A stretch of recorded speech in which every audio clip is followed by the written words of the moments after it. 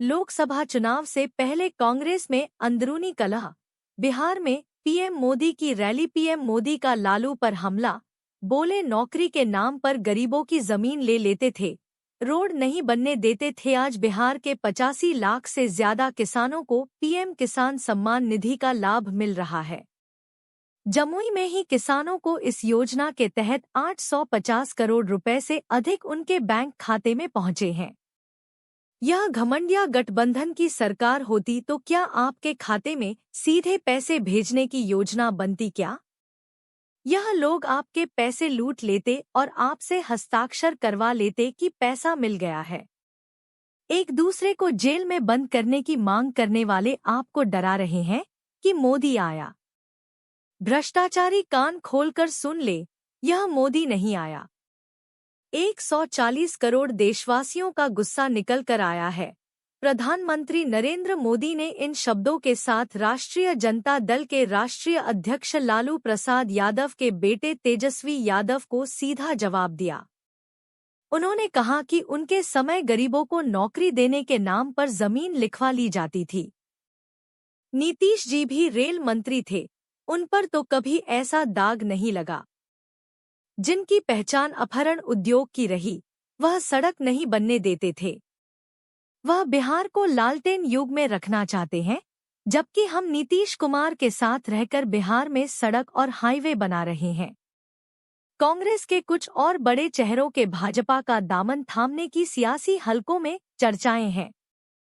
Loss चुनाव से पूर्व भाजपा ने करीब 12,500 नए लोगों को पार्टी की सदस्यता दिलाई। भाजपा ने करीब 12,500 नए लोगों को पार्टी की सदस्यता। सियासी हलकों में ये चर्चाएं अब खासी गर्मा रहीं कि कांग्रेस के कुछ और बड़े चेहरे, जिनमें विधायक भी बताए जा रहे हैं, कभी भी भाजपा का दामन थाम सकते हैं। भाजपा का शीर्ष नेतृत्व इस संभावना से इनकार भी नहीं कर रहा है। गढ़वाल मंडल की 3 लोकसभा सीटों में से 2 में सबसे अधिक राजनीतिक चेहरे कांग्रेस छोड़कर भाजपा में शामिल हुए। कुछ ने घर वापसी की है। लोस चुनाव से पूर्व भाजपा ने करीब 12,500 नए लोगों को पार्टी की सदस्यता दिलाई।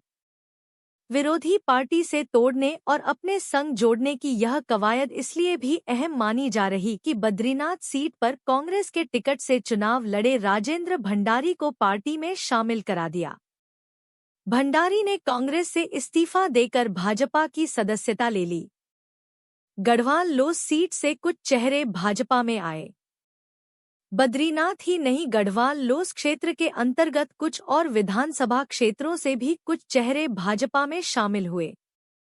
इनमें केदारनाथ विस से 2022 का चुनाव लड़े कुलदीप रावत ने भाजपा की सदस्यता ली।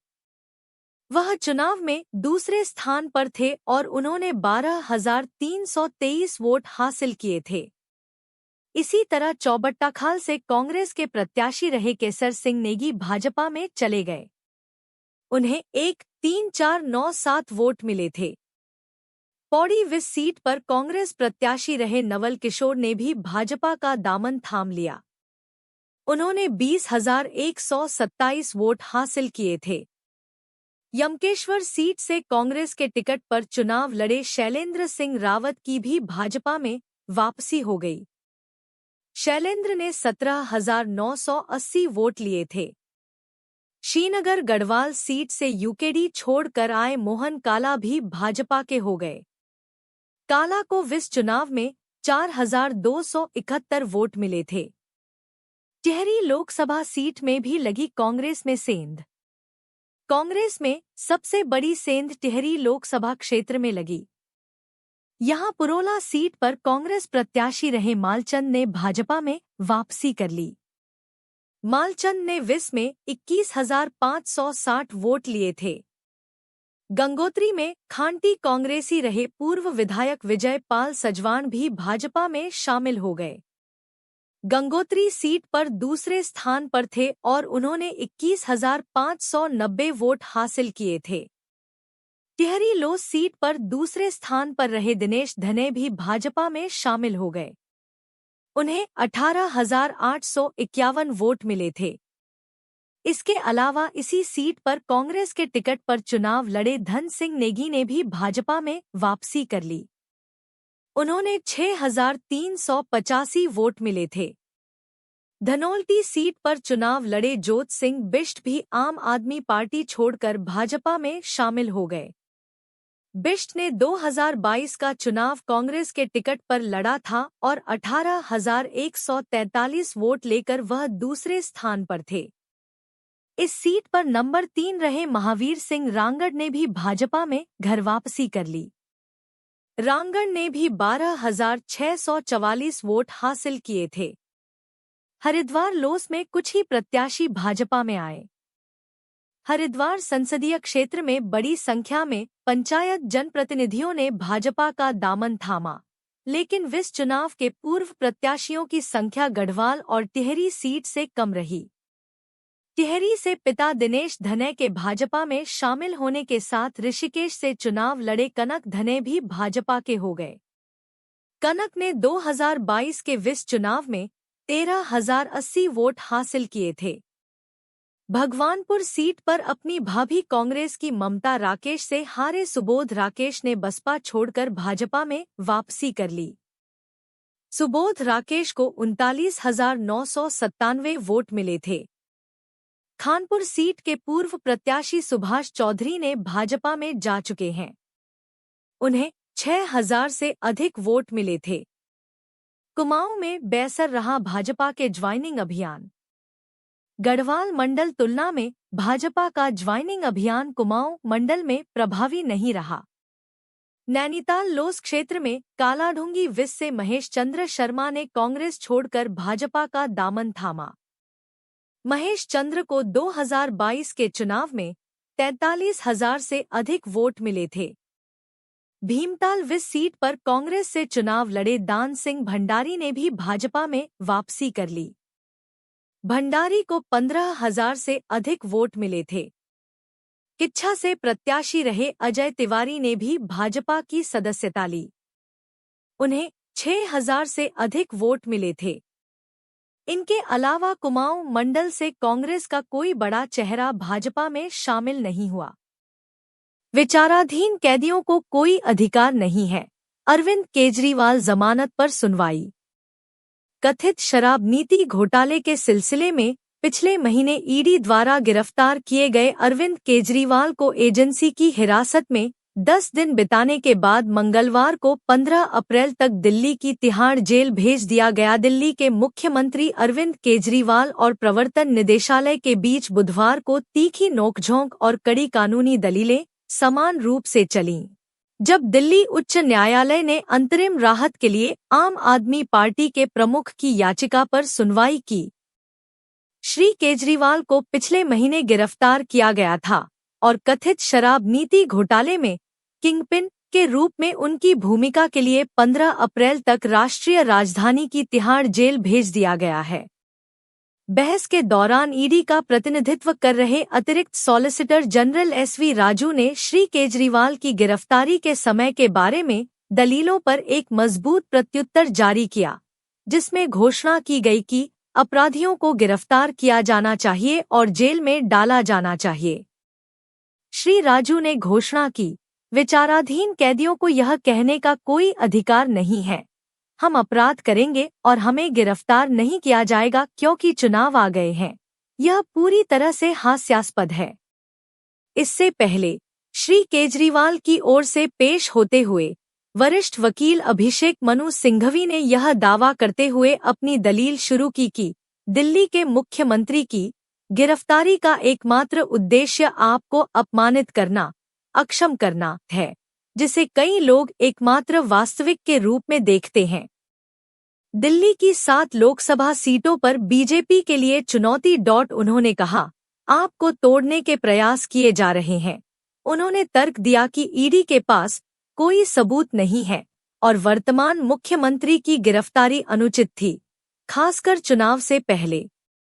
दोनों पक्षों को सुनने के बाद अदालत ने अपना फैसला गुरुवार दोपहर तक के लिए सुरक्षित रख लिया। प्रवर्तन निदेशालय ने क्या कहा? मान लीजिए कि कोई राजनीतिक व्यक्ति चुनाव से पहले हत्या कर देता है। क्या उसे गिरफ्तार नहीं किया जाएगा?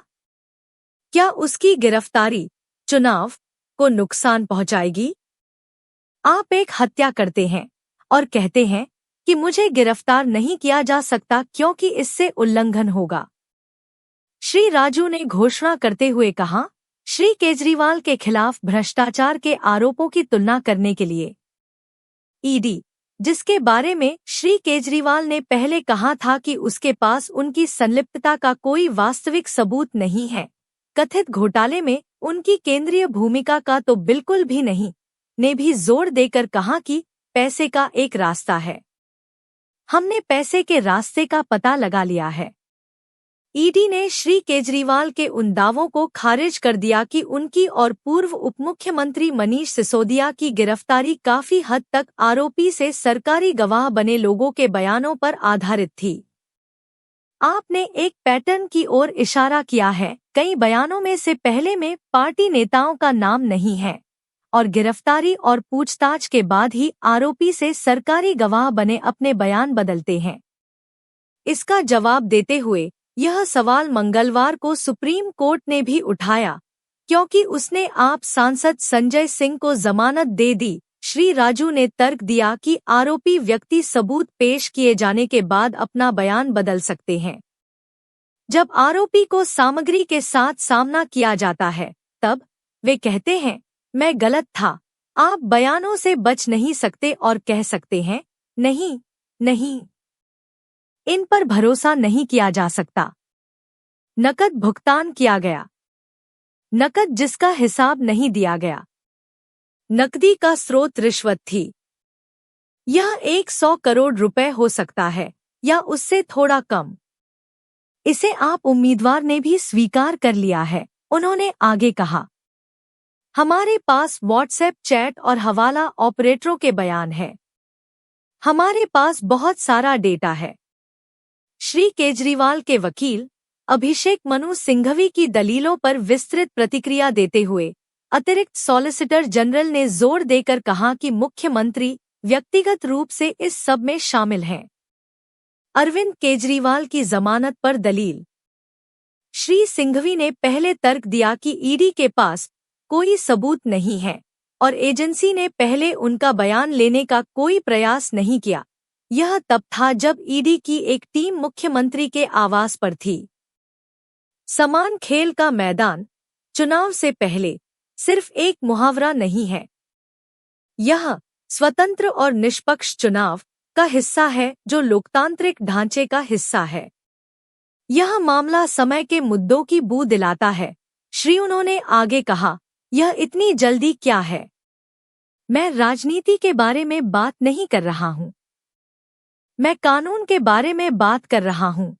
उन्होंने तर्क दिया कि गिरफ्तारी का मतलब पहला वोट पड़ने से पहले आम आदमी पार्टी को खत्म करना था। श्री सिंघवी ने मुख्यमंत्री को कई बार समन जारी करने के मुद्दे पर भी ईडी से सवाल किया, खासकर तब जब आप नेता ने एजेंसी की कॉल को चुनौती देने के लिए अदालत का रुख किया था। उन्होंने ईडी द्वारा श्री केजरीवाल को जांच में शामिल होने की मांग करने वाली 9 चिट्ठियों का जिक्र करते हुए कहा, समन का जवाब न देना पूर्वाग्रह का एक अच्छा बिंदु है, यह एक गलत संकेत है। पढ़ें, आपने कहा कि अरविंद केजरीवाल अस्वस्थ हैं। जेल में उनका वजन 4.5 किलो कम हुआ। अधिकारी असहमत हैं। क्या अरविंद केजरीवाल के भागने की संभावना थी?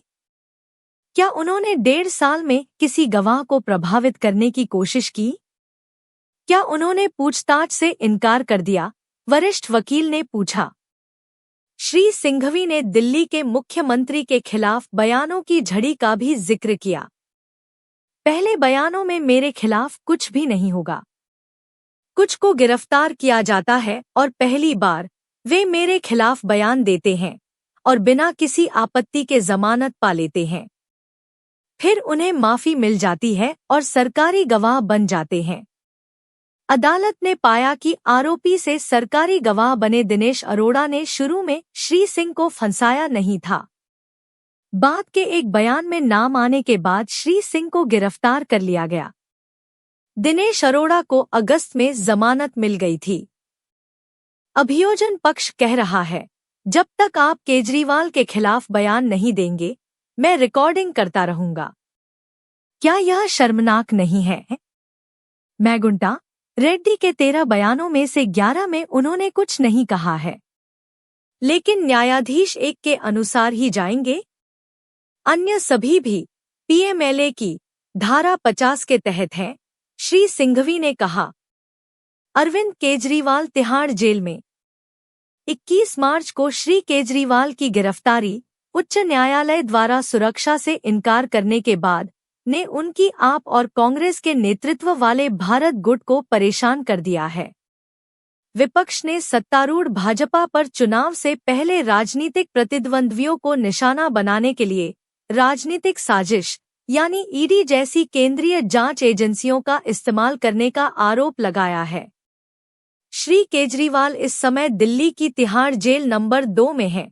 उनके साथ श्री सिसोदिया और एक अन्य आप नेता दिल्ली के पूर्व स्वास्थ्य मंत्री सत्येंद्र जैन हैं, जिन्हें एक असंबंधित मनी लॉन्ड्रिंग मामले में गिरफ्तार किया गया था। पढ़े जांच एजेंसी के इस दावे के बाद कि केजरीवाल असहयोगी हैं, उन्हें जेल भेज दिया गया। एजेंसी की हवालात में 10 दिन से अधिक समय बिताने के बाद मंगलवार को श्री केजरीवाल को 15 अप्रैल तक न्यायिक हिरासत में भेज दिया गया। ईडी ने आगे हिरासत की मांग नहीं की, लेकिन कहा कि उसकी रिहाई से उसकी जांच प्रभावित हो सकती है।